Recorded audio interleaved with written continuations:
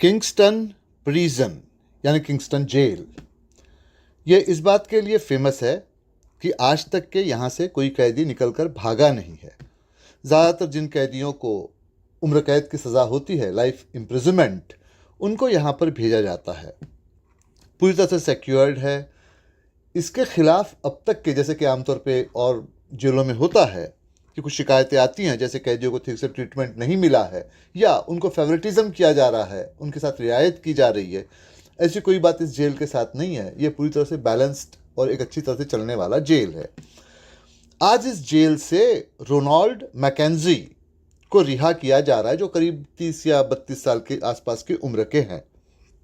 उन्हें 2 साल की जेल हुई थी। उन पर इल्ज़ाम ये लगा था कि उनके निग्लिजेंस से, उनकी लापरवाही से किसी की जान जाते जाते बची थी और इसी सिलसिले में उनको क्रिमिनल निग्लिजेंस का एक जिम्मेदार माना गया और फिर उनको 2 साल की सज़ा हुई थी।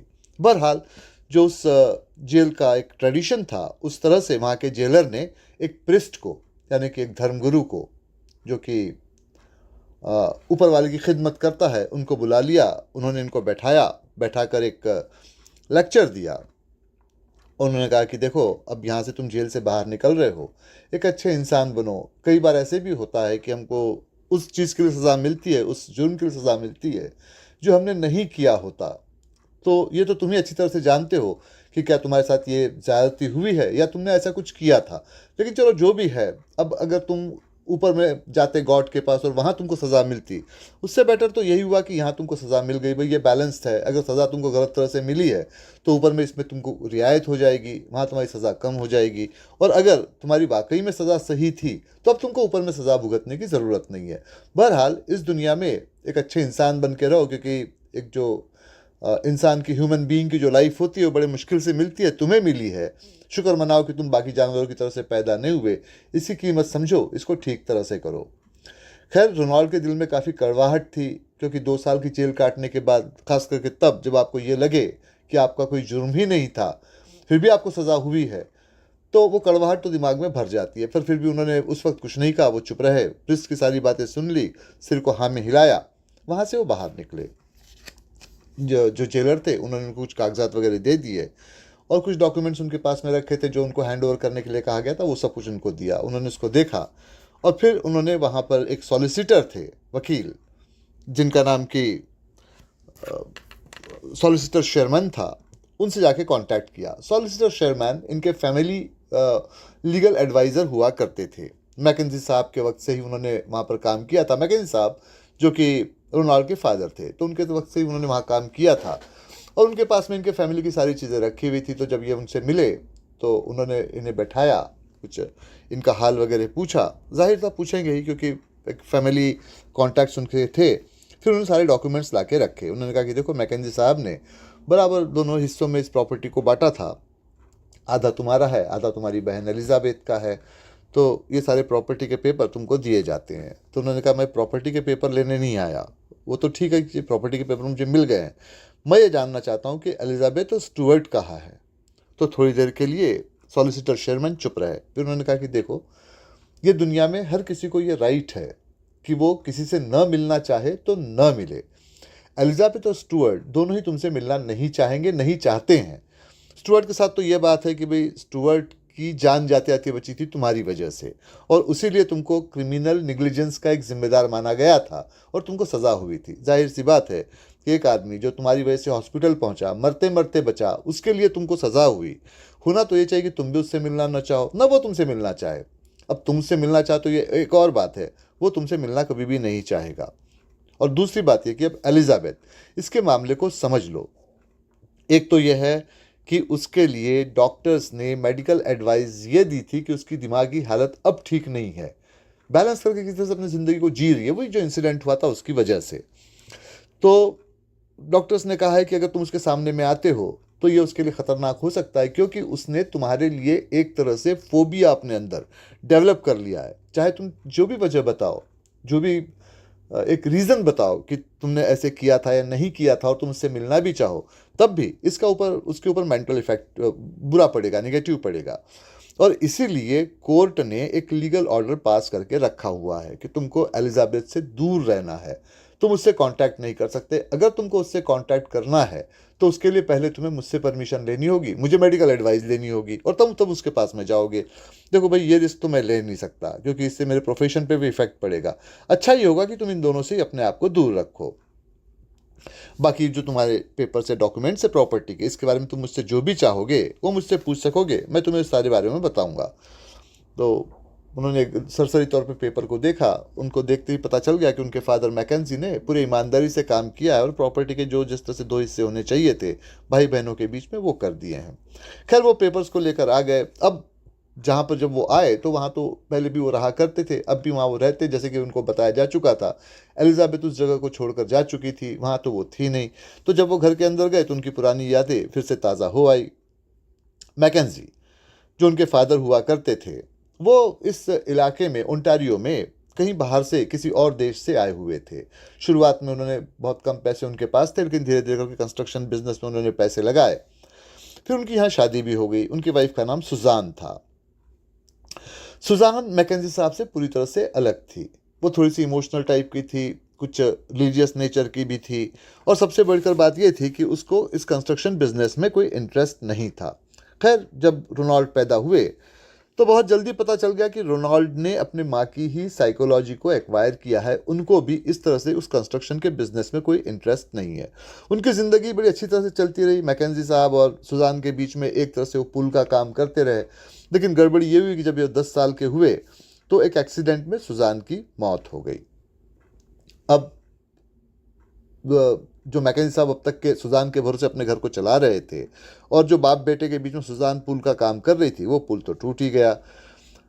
कुछ 2 साल के करीब तक के मैकेंजी साहब ने अपने जो रिलेटिव्स या जो भी उनके जान पहचान वाले थे उनके प्रेशर को टाला दूसरी शादी करने का, क्योंकि वो एक तो वो ये समझते थे कि वाइफ को खोने के बाद उसकी कीमत उनकी नज़रों में समझ में आई थी। तो अब वो ये समझते थे कि भाई वाइफ जिस तरह से रिलीजियस थी और वो ये माना करती थी कि अगर हस्बैंड वाइफ में किसी एक की मौत हो जाए तो दूसरे को उसका इंतज़ार हेवन में पहुंचने तक के करना चाहिए। तो एक तो वाइफ के साथ ये बेईमानी हो जाएगी, दूसरा कहीं उनके दिमाग में ये भी था कि अभी रोनाल्ड तो बहुत छोटे हैं, तो इनके साथ भी कुछ नाइंसाफ़ी हो जाएगी जब इनकी सौतेली में आएगी तो। लेकिन 2 साल तक के अपने आप को इस चीज़ को अवॉइड करने के बाद में आखिर में वो रिबेका से शादी करने को तैयार हो गए। क्यों तैयार हुए, ये बात कभी भी रोनाल्ड के समझ में नहीं आई।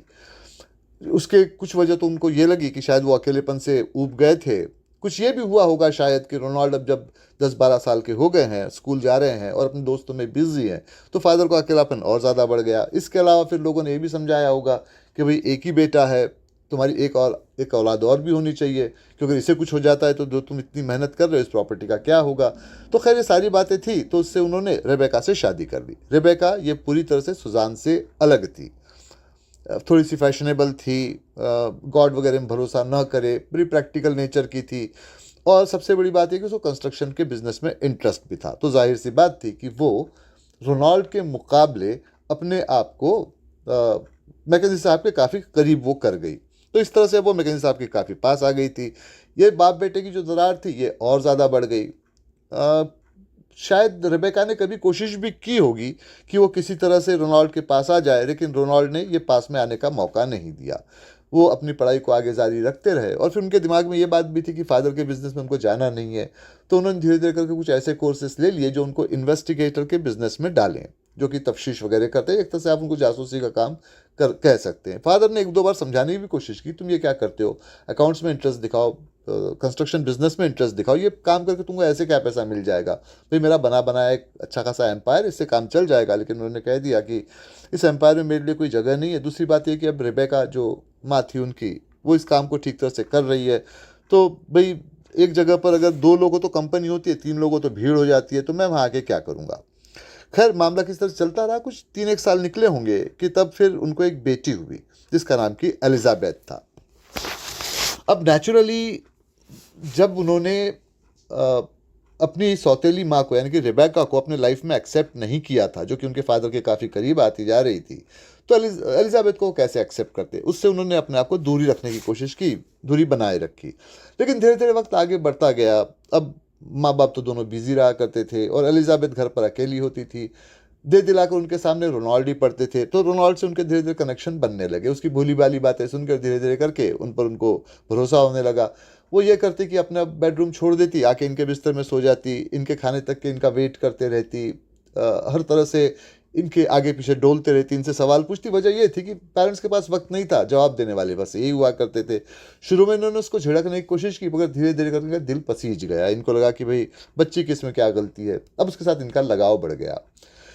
अब ये रोनाल्ड एक ऐसी उम्र में आ गए थे जहाँ से कि नौजवान जो होते अपने ज़िंदगी का आय का रास्ता देखते हैं, अपनी गर्लफ्रेंड को ढूंढ निकालते हैं, अपने काम पर फोकस करते हैं, अपना करियर को चुनते हैं। लेकिन अब यहाँ उल्टा हो गया। इन्होंने अपने आप को पाया कि वो एक तरह से यहाँ पर एलिजाबेथ के गार्जियन का रोल प्ले कर रहे हैं। कुछ इस रोल को प्ले करने में उनको मज़ा भी आ रहा था, क्योंकि इस तरह से उन्होंने कभी कोई छोटा भाई बहन होता तो ये रोल शायद उन्होंने पहले कभी प्ले किया होता, ऐसा कुछ था नहीं। तो अब उनको एलिजाबेथ के साथ में इस तरह की ज़िंदगी जीने में बड़ा अच्छा लग रहा था।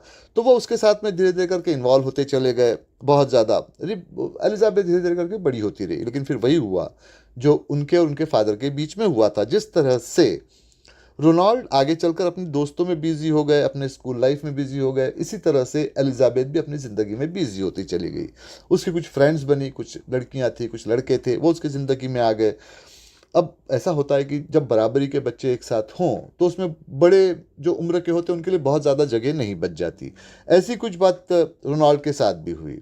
अब जब वो उनका पहला सारा वक्त एलिजाबेथ के साथ बीता, उसी की उम्मीद वो कर रहे थे, ऐसा कुछ हुआ नहीं। एलिजाबेथ उनकी ज़िंदगी से धीरे धीरे दूर होती चली गई। उसमें भी तुर्रा ये हुआ आगे चलकर कि रिबेका की मौत हो गई। उसको कुछ ब्लड का कॉम्प्लिकेशन था।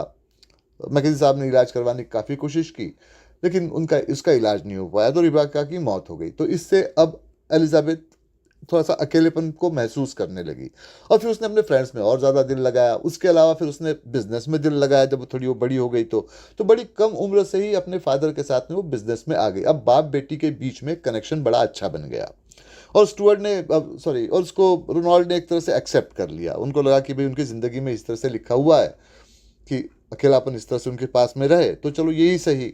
तो अब वो एक अपना दिल बना रहे थे कि इन्वेस्टिगेटर के काम को करेंगे, शायद इस जगह को भी वो छोड़ देंगे, यहाँ से कहीं दूर जाएंगे, जिससे कि मैकेंजी की शैडो उनके ऊपर न पड़े, और जाहिर सी बात है एलिजाबेथ की भी। लेकिन ये सब करते कराते भी कुछ ऐसे हुआ कि एक दिन फिर उनको मैकेंजी साहब ने बुलाकर बैठाकर समझाया। उन्होंने कहा कि देखो बेटा, ठीक है कि एलिजाबेथ काम करती है, लेकिन लड़की है, कल को ये शादी कर लेगी, शायद ये घर छोड़ के चले जाए, शायद ये देश छोड़ के चले जाए, क्योंकि आमतौर पे जहाँ हम जिस सोसाइटी में रहते हैं वहाँ तो ये होता ही है। लड़कियाँ यहाँ से निकल के यूरोप, ऑस्ट्रेलिया और भी कई जगह पर चली जाती हैं। तभी इस बिज़नेस का क्या होगा। बिज़नेस छोटा है, बड़ा है, अच्छा है, बुरा है, जैसे भी है। जब मैंने इसको एस्टेब्लिश किया था तो इसकी वजह ये थी कि तुम मेरी नज़रों में थे। अब तुम्हारी माँ सुजान तो खैर एक तरह से रिलीजियस प्रैक्टिसेस में रहा करती थी, लेकिन मैं ये सोचता था कि जिस तरह से आगे की ज़िंदगी डेवलप होने जा रही है उसमें तुम कहाँ नौकरी के लिए धक्के खाते फिरोगे। तो मैंने इस बिज़नेस में तुमको सेट करने की कोशिश की, क्योंकि मुझे ये लगा कि इस बिज़नेस को मैं एक बार बना लूँ तो ये होगा कि जो मेरी मेहनत रहेगी उसका फ़ायदा आगे चल के तुमको मिलेगा, तुम भी इस बिज़नेस में आ जाओगे और ठीक से काम करने लगोगे। लेकिन ऐसे हुआ नहीं। लेकिन देखो, अब ये ऐसा है कि हम बाप बेटे के बीच में थोड़ा एक समझ बनाने का वक्त आ गया। मेरी उम्र बढ़ती चली जा रही है और मेरी हेल्थ मेरा साथ नहीं देती। हालांकि उन्होंने पूरी अपने हेल्थ के बारे में बात नहीं बताई, जो आगे चलकर फिर पता चली रोनाल्ड को, और वो सोचने लगे कि अगर फादर ने पहले बता दिया होता तो शायद वो लाइफ को और तरह से प्लान करते। बहरहाल यहाँ पर मामला ये था कि उन्होंने ये सब तो नहीं कहा कि मेरी हेल्थ अब पूरी तरह से अच्छी नहीं रहती है, तो मैं चाहता हूँ कि तुम इस बिज़नेस में आ जाओ, सीख जाओगे। ये कोई ऐसा बड़ा मुश्किल काम नहीं, हमारे सारे काम तो एक्सपर्ट्स लोग ही करते हैं, तो ये इतना बुरा काम भी नहीं है, इसमें काफ़ी सारे पैसे आ जाते हैं। तो मैं चाहता हूँ कि तुम इसको करना शुरू कर दो। भाई देखो, ऐसे करते हैं कि तुम एक आध साल इसमें मेरे साथ में रहो, अगर तुमको पसंद ना आए तो तुम इसको छोड़ के चल जाओ। वैसे भी मैं स्टॉक्स में और बाकी जगह पैसे लगाता हूँ, तो मैं सारा बेच दूंगा, स्टॉक्स में पैसे लगा दूंगा, और फिर तुम चाहो जो भी करना, अपनी बहन का भी ख्याल रखना उसके बाद में। अब वो फादर ने कुछ इतने इमोशनल ढंग से कहा था कि रोनाल्ड को मना करते हुए नहीं बना, उन्होंने इस बात के लिए हाँ कर दिया। फादर के साथ उन्होंने काम करना शुरू किया, लेकिन जैसे कि है, अगर आप में वो टेंडेंसी ही नहीं है उस तरह के काम करने की, तो उसमें आप सक्सेसफुल नहीं रह सकते। अब उनके हाथों से काफ़ी गलतियां होने लगी। ऐसे में एक दिन उनके फादर ने उनको स्टुअर्ट से मिलाया। उन्होंने कहा कि देखो, स्टुअर्ट का पहला इंट्रोडक्शन तो ये है कि ये एलिजाबेथ का क्लासमेट रह चुका है, अब ये भी निकल कर आया है स्कूल से, कॉलेज से, कुछ 20-22 साल की इसकी उम्र है। तो मैं चाहता हूँ कि भाई ये तुम्हारे साथ में इसको बिजनेस को ज्वाइन करे, तुम्हारे असिस्टेंट की तरह से काम करे, तुम इसको सिखाओगे और ये तुम्हारे साथ में रह के सीखेगा। अगर सब ठीक रहा और ये ठीक से काम करता रहा तो बहुत सारी जिम्मेदारियां ये उठाएगा, साइनिंग अथॉरिटी तुम रहोगे, काम ये करता रहेगा। बाद में जब वो स्टुअर्ट वहाँ से चला गया तो उन्होंने उसको समझा के बताया कि देखो ये ऑर्फन है, इसको इसके अंकल ने पाला पोसा है, इसके आगे पीछे कोई है नहीं, तो इस पर हमारी नज़र रहेगी, बेईमानी नहीं करेगा, नया नया निकला हुआ लड़का है, थोड़ा एम्बिशियस है, तो इसको अगर हम थोड़ा रिवार्ड देते हैं, कुछ पैसे वगैरह ज़्यादा देते हैं, ठीक तरह से काम करता रहेगा। तो अब इसको कंट्रोल करना है तुम्हारा काम है, तुम इसको सिखाओ। खैर इस बात को उन्होंने एक्सेप्ट कर लिया, उसको उन्होंने स्टुअर्ट को सिखाना शुरू किया। लेकिन स्टुअर्ट को सिखाने के चक्कर में एक बात उनके समझ में आ गई कि वो चाहकर भी स्टुअर्ट को पसंद नहीं कर रहे हैं। पहली वजह तो ये थी कि मैकेंजी साहब स्टुअर्ट को पसंद करते थे। भाई बाप बेटे के बीच में एक कोई तीसरा आ गया, कहाँ तो रोनाल्ड ये सोच रहे थे कि वो बिजनेस को ज्वाइन कर रहे हैं तो मैकेंजी साहब से उनके टर्म्स बड़े अच्छे बन जाएंगे, बजाय वो बनने के स्टुअर्ट बीच में आ गया। तो पहली बात तो उनको वहाँ वो पसंद नहीं आई। दूसरा ये था कि स्टुअर्ट जो था वो बड़ा सॉफ्ट स्पोकन था, बड़ा मीठी मीठी बातें करे, तो जो स्टाफ के लोग थे या बाकी के मिलने मिलाने वाले थे, जो बिजनेस राइवल्स वगैरह भी हुआ करते थे, वो सारे उसको पसंद करते थे। जाहिर सी बात है ऐसा कुछ होगा तो आप पसंद नहीं करोगे। और तीसरी बात ये थी कि वो बिजनेस को रन करने में काफ़ी अच्छा था। कई बार तो ऐसा भी होता था कि जो मैकेंजी साहब थे वो अपने लिए हुए फैसले बदल दिया करते। कई बार तो ये भी होता कि रोनाल्ड जो फैसले करता उसको स्टुअर्ट की वजह से बदला जाता। जाहिर सी बात थी कि वो उनकी बात को काटता नहीं था डायरेक्टली, लेकिन एक तरह से उनकी बात ही कट जाती थी, तो ये बात उनको पसंद नहीं आएगी। और जो चौथा सबसे बड़ा उनको स्ट्राइक धक्का लगा वो ये कि एलिजाबेथ स्टुअर्ट को पसंद करने लगी। अब वो ये सोच रहे थे कि बिजनेस में पास में आए हैं। देखिए ऐसा है कि एलिजाबेथ को उन्होंने बचपन से उसका ख्याल रखा था, उसके कुछ उनके पास में वीडियोस वगैरह बनाए हुए क्लिप थे कि जब वो उसके लिए शेर बन जाते, घोड़ा बन जाते, वो उनके पीठ पे बैठ जाती, उसके साथ खेलती, उनके साथ में मौज मस्तियाँ करती, वो सारी चीज़ें थी, वो उसको देखा करते थे। होता है कि आपके दिमाग में एक फ्रोज़न इमेज बन जाती है, आप उसी के भरोसे ज़िंदा रहते हो। इंसानों में फेरबदल आता है, उनमें चेंजेस आते हैं, लेकिन आप उसको एक्सेप्ट नहीं करते, आप उसको वही पिछले दिनों में जाके उन्हीं चीज़ को वापस लाकर अपने दिमाग में बैठाकर फिर से उसको जीने की कोशिश करते हो। तो बस वही बात यहाँ पर उनके साथ में हो रही थी। वो सोच रहे थे कि एलिजाबेथ वही जो 5-6 साल की बच्ची थी वो ज़िंदगी में वापस आ जाए, वो हो नहीं रहा था। और यहाँ पर उसका एक बॉयफ्रेंड भी आ गया जिसको पसंद करने लगी, जिससे वो शादी करना चाहती है। खैर वो उन्होंने ज़ाहिरी तौर पे इस बात को बताया नहीं, उसको दूर ही रखा, लेकिन उनके दिल में धीरे धीरे करके एलिजाबेथ के लिए कोई नफरत नहीं आई। उसके लिए उसका प्यार तो वैसा ही था, वो तो बचपन का प्यार था, एलिजाबेथ के बचपन का प्यार, वो तो वैसा ही रहेगा। लेकिन स्टुअर्ट के लिए उनकी जो नापसंदगी थी, नफरत तो नहीं थी पर नापसंदगी थी, वो बढ़ती चली जा रही थी। तो फिर ऐसे में एक दिन मैकेंजी साहब ने एलिजाबेथ और रोनाल्ड को बुलाकर एक जगह पर एक कमरे में बैठाया। उन्होंने कहा कि देखो भाई, इंपॉर्टेंट फैसले हैं, हम सब मिलकर लेते हैं, साथ साथ करना चाहिए। तो उन्होंने कहा कि देखो रोनाल्ड, मैं समझता हूँ कि तुमको स्टुअर्ट पसंद नहीं आता, लेकिन इस बिज़नेस के लिए वो ज़रूरी है, क्योंकि जो काम तुम नहीं कर पाते हो उस काम को वो कर रहा है, ठीक से कर रहा है, ईमानदारी से कर रहा है। अगर तुम्हारे दिमाग में कहीं ये बात है कि वो बेईमानी करता है या कोई ऐसा कोई सबूत है, तुम अभी यहाँ सामने में रखो, हम अपने फैसले को बदल देंगे। तो अब वो चुप रहे, रोनाल्ड के पास में ऐसा कोई सबूत तो था नहीं। तो फिर उन्होंने कहा कि देखो एलिजाबेथ उसको पसंद करती है और मैं चाहता हूँ कि एलिजाबेथ से उसकी शादी हो जाए। मैं ये भी चाहता हूँ कि तुम भी शादी ब्याह करके अपने आप को सेटल कर लो। अब रोनाल्ड की कड़वाहट अपने दिल से अपने आप ही निकलने लगी। उसने कहा कि अब जबकि मैं 30 के आसपास होने को जा रहा हूँ तो आपको मेरे शादी का ख्याल आ रहा है। उस वक्त आपने मुझे बिजनेस में लगाया, उस वक्त जब मैं एलिजाबेथ के गार्जियन की तरफ से रोल प्ले कर रहा था तब आपने कोई दखल नहीं दिया। मेरी भी अपनी ज़िंदगी हो सकती थी, नहीं हो पाई, और मैं इसके लिए इल्ज़ाम नहीं दे रहा हूँ ना आपको ना एलिजाबेथ को, लेकिन अब अचानक ही आप मुझे अपनी लाइफ का कोर्स, अपना रास्ता बदलने को कह रहे हैं, ये कैसे हो सकता है। और फिर उन साथ में आगे ये भी जोड़ा जो उनको नहीं जोड़ना चाहिए था। उन्होंने कहा कि देखो ऐसा है कि स्टुअर्ट मुझसे कॉम्पीट करता है, वो मुझे हराना चाहता है, ऐसे नहीं हरा पा रहा है, तो अब वो एलिजाबेथ के ज़रिए मुझको हराना चाहता है, उसको मुझसे दूर रहना चाहिए, इस फैमिली से दूर रहना चाहिए। अब एलिजाबेथ अब तक के तो खामोश बैठी थी, अब वो बोलने लगी। उसने कहा कि देखो रोनाल्ड, तुम मेरे बड़े भाई हो, उम्र में भी काफ़ी बड़े हो, मैं तुम्हारी इज्जत करती हूँ, तुमने मुझे गार्जियन की तरफ से मेरा ख्याल रखा है, इसका भी मुझे ख्याल है, तुम मुझे चाहते हो, मैं ये भी जानती हूँ।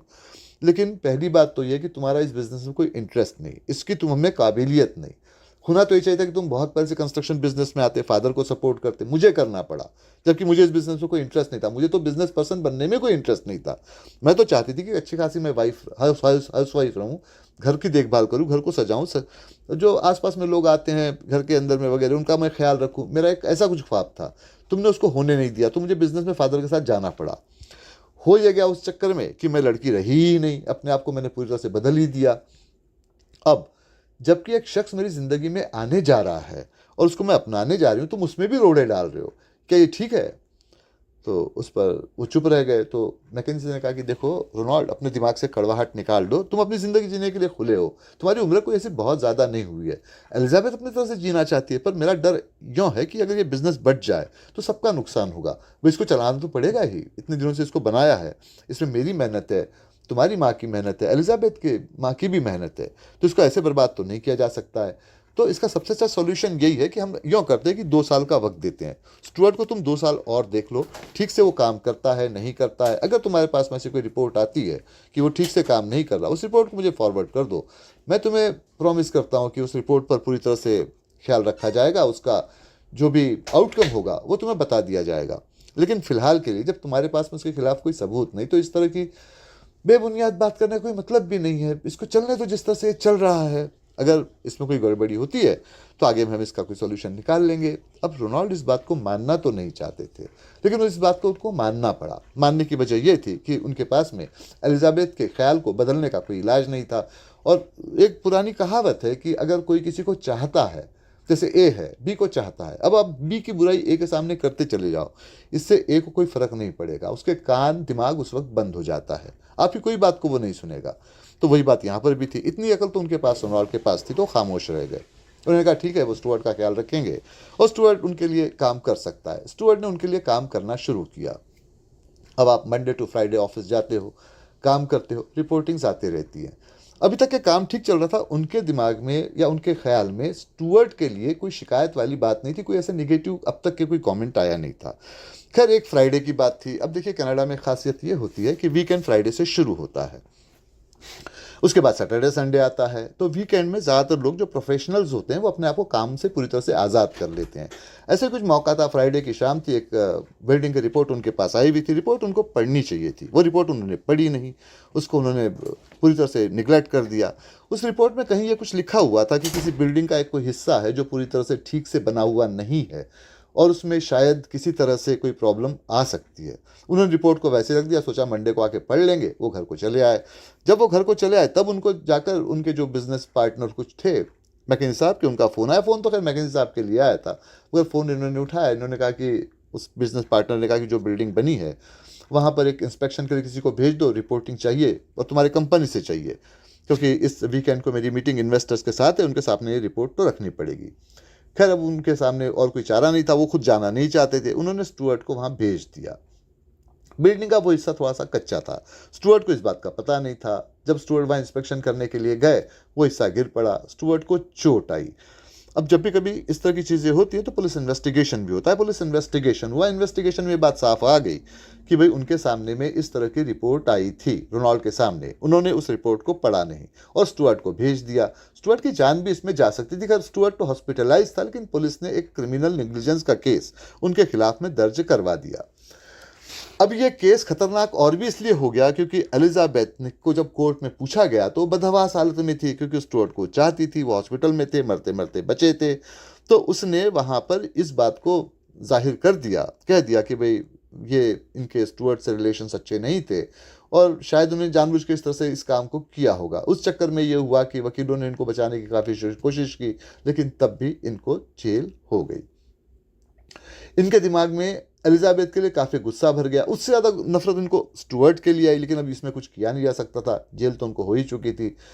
ऐसे में उनसे मिलने के लिए उनके फादर मैकेंजी एक दिन आए। उन्होंने कहा कि जो बात मैंने तुम्हें नहीं बताई थी वो मैं तुम्हें अब बताए दे रहा हूँ। मुझे टर्मिनल कैंसर है और इसलिए मैंने प्रॉपर्टी का डिवीज़न किया है। हमारा जो सॉलिसिटर है शर्मन, उसके पास में सारे पेपर्स रखे हैं। देखो बेटा, मैं नहीं चाहता तो तुम्हें जेल हो जाए, मैंने हर तरह से कोशिश की, नहीं कर पाया, सबूत सारे तुम्हारे खिलाफ थे। तो अब ये तुम भी समझ सकते हो कि ये तो निग्लिजेंस था ही, इसमें तो और भी ज़्यादा सज़ा हो जाती, लेकिन मैंने अपने रसूख का इस्तेमाल वगैरह करते करते जो तुमको 10 या 12 साल की सज़ा हो सकती थी उसको कम कन्वर्ट करवाने की कोशिश की। इससे ज़्यादा मैं कुछ कर भी नहीं सकता था। इसके लिए मैं तुमसे माफ़ी चाहता हूँ, लेकिन देखो अब मेरा टर्मिनल कैंसर मुझे जीने नहीं देगा। मेरे पास सिर्फ 3 महीने का वक्त बचा है। जब तक तुम जेल से बाहर निकलोगे मेरी मौत हो चुकी होगी। तो इसके बाद में प्रॉपर्टी का तुम जो ख्याल रखोगे वो तो रखोगे ही, लेकिन एलिजाबेथ का ख्याल रखो, क्योंकि वो लड़की बड़ी भोली है, सीधी सादी है, बहुत सी बातों को समझती नहीं है, इमोशनल डिसीजंस ले लिया करती है। तो तुम उसका ख्याल रखोगे, मैं तुमसे बस यही एक उम्मीद करता हूँ। फिर उसके बाद मैकेजी साहब चले गए। उनकी मौत पर भी इनको जेल से रिहा भी किया गया। इन्होंने उनके फ्यूनरल में हिस्सा लिया, लेकिन एलिजाबेथ वहाँ पर आई, इनसे बातचीत नहीं की, इनको पहचाना तक के नहीं। और फिर वो वहाँ से स्टुअर्ट के साथ वहाँ से वो चली गई। अब ये मौका है जब वो जेल से बाहर आए हैं और इस चीज़ों को ढूंढ रहे हैं। एक बार तो उनके दिमाग में आया कि एलिजाबेथ को भूल जाएं। उन्होंने भूलने की कोशिश भी की, लेकिन हुआ ही वही कि जब घर में उनको पुराने क्लिप्स मिले, उसको उन्होंने देखा कि एलिजाबेथ कैसे उनके साथ खेला करती थी, प्यारी प्यारी बातें करती थी। उनको सारी पुरानी बातें याद आई। साथ साथ उनको ये भी याद आया कि न सिर्फ उनकी ये जिम्मेदारी है, बल्कि अगर ये है कि अगर एलिजाबेथ के साथ कुछ बुरा होता है तो और बुरा हो जाएगा। एलिजाबेथ को ढूंढने की ज़रूरत है। उन्होंने अब अपने इन्वेस्टिगेशन का जो उनके कॉन्टैक्ट्स थे उसका इस्तेमाल किया। एलिजाबेथ को हर तरफ से ढूंढने की कोशिश की। काफ़ी मेहनत करनी पड़ी। पता चला कि एलिजाबेथ वहाँ से निकलकर यूएस में कहीं चली गई थी स्टुअर्ट के साथ। अब यूएस में जाके कैसे ढूंढे, वो तो काफ़ी बड़ी जगह, कहाँ गई इसका पता नहीं। और फिर पुलिस के जो केस है या जो कोर्ट का ऑर्डर है वो उनके खिलाफ है। इसके अलावा मेडिकल एडवाइस भी दी गई है कि उनको एलिजाबेथ के सामने नहीं आना चाहिए। फिर भी उन्होंने काफ़ी कोशिश की, और जब काफ़ी कोशिश की तो उनको पता चला कि एलिजाबेथ इस वक्त कनाडा में ही है, हैलिफैक्स में रहती है। खैर वो अपने आप को छिप छिपा कर वो हैलिफैक्स पहुंचे। एलिजाबेथ को उन्होंने काफ़ी दूरी से देखा। एक रेस्टोरेंट में बैठी उनको दिखाई पड़ी थी, पर वो पूरी तरह से बदली भी लग रही थी। पहले जिस तरह से वो बिजनेस पर्सन की तरह से आती, वैसे अब वो नहीं थी। वो एक भोली भाली सीधी सादी लड़की की तरह से लग रही थी। खैर उन्होंने कुछ दिनों के बाद वहाँ देखा कि स्टुअर्ट भी उससे मिला करता है, और दरियाफ्त की पता चला कि इनकी शादी नहीं हुई। 1 महीने के बाद इनकी शादी होने जा रही है। खैर उन्होंने काफ़ी और पूछताछ की, पता चला कि एलिजाबेथ बिजनेस नहीं करती है। उसने अपने पावर ऑफ अटर्नी पूरे राइट स्टुअर्ट को दे रखे हैं, सारे बिजनेस तो वही किया करता है। उनको लगा कि चलो ठीक है, अगर स्टुअर्ट इसका इतना ख्याल रख रहा है और अब शादी भी करने जा रहा है, उनको क्या एतराज़ हो सकता है। मगर ऐसे में एक दिन उन्होंने स्टुअर्ट को किसी लेडी से मिलते हुए देखा जिसका नाम कि लीजा था। उसके साथ में एक छोटी बच्ची भी थी। इन्होंने थोड़ी दरियाफ्त करने की कोशिश की, और तो कुछ पता नहीं चला, पर यह पता चला कि इनसे वो रेगुलर मिलने को आता है। अब उन्होंने उस पर ख्याल रखा।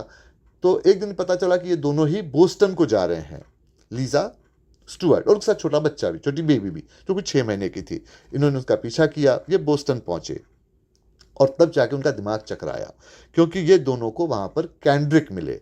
कैंड्रिक ये बहुत पहले कभी मैकेंजी साहब के साथ काम किया करते थे। बाद में उन्होंने उनका काम छोड़ दिया, बिजनेस राइवल बन गए, उनसे बिजनेस में हारे भी, और फिर उसके बाद उन्होंने कनाडा छोड़ दिया था। अब शायद वो बोस्टन में रह रहे थे। इसका ये मतलब है कि कैंड्रिक ने ही स्टुअर्ट को मैकेंजी से बदला लेने के लिए इनके बिजनेस में प्लांट किया हुआ था। इनको लगा कि अब यहाँ पर उनका रोल बड़ा इंपॉर्टेंट हो जाता है। एलिजाबेथ के सामने आए बगैर अगर वो इस मामले को एक्सपोज कर देते हैं और पुलिस को पहुंचा देते हैं सारा मामला, क्योंकि जाहिर सी बात है इसने तो लीजा से शादी कर रखी, इसकी एक बच्ची भी है, तो ये तो जेल जाएगा इस चक्कर में, बाईगेमी का केस इस पे बनेगा। इसके अलावा एलिजाबेथ के सामने बात प्रूव हो जाएगी कि ये आदमी किस तरह से धोखेबाज है। तो ये साबित करना ज़रूरी है। अब उन्होंने हर तरह से ढूंढने की कोशिश की, तो पता चला कि कैंड्रिक ही पूरी तरह से इस बिजनेस को रन करते हैं।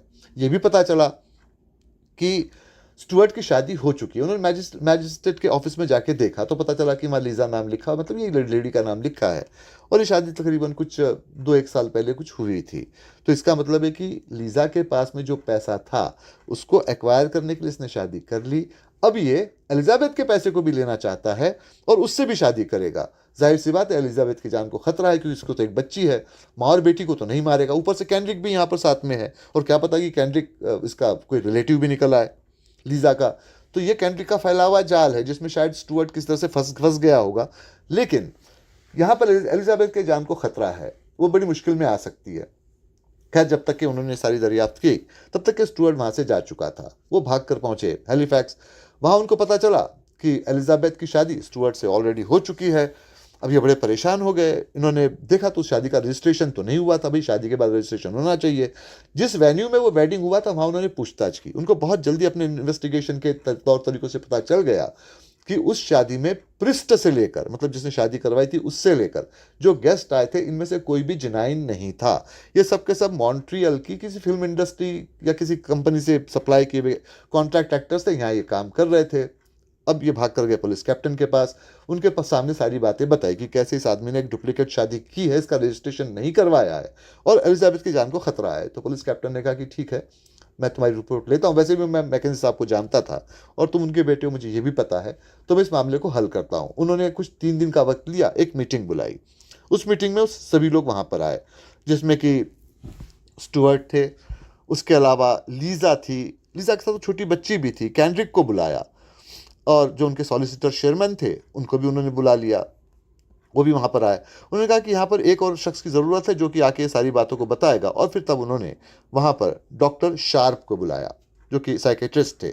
डॉक्टर शार्प आए तो उन्होंने पुलिस कैप्टन से पूछा क्या यहाँ बात करना ठीक रहेगा। उन्होंने कहा कि हाँ, ये उसका भाई है, इसका पुलिस रिकॉर्ड क्लियर है, इसको एक बार सज़ा हो चुकी है, लेकिन अभी ये एलिजाबेथ को नुकसान नहीं पहुँचाएगा, तो आप इस बात को बता सकते हो। तो फिर शार्प ने बताना शुरू किया। उन्होंने कहा कि देखो, मेरे पास में एलिजाबेथ का केस करीब 9-10 महीना पहले आया था। कुल मामला कुछ इस तरह का है कि एलिजाबेथ की शादी बहुत पहले स्टुअर्ट से हुई थी, उनको एक बेबी भी हुआ, लेकिन फिर एलिजाबेथ का एक्सीडेंट हो गया। उस एक्सीडेंट में उसके सिर पे चोट लगी, उसका मेमोरी लॉस हो गया। अब जो तुम्हारे अगेंस्ट जो केस हुआ था उस वक्त ही उसकी मेंटल कंडीशन खराब थी, ऊपर से मेंटल लॉस। तो मैंने और लोगों की भी सलाह ली, सबने बताया कि उसको एक नए सेटअप में, चेंज ऑफ सीन में डालने की ज़रूरत है। तो उसको बोस्टन से निकाल कर हैलिफैक्स में लाया गया, जहाँ यहाँ कोई नहीं था। यहाँ पर स्टुअर्ट ने एक तरह से फिर नई शुरुआत की, उसके ज़िंदगी में आने की, उसके दिल को जीता, उससे पावर ऑफ अटर्नी लिए, उसके फेवर में बिजनेस रन करने लगे। इसमें पुलिस कैप्टन ने भी मदद की।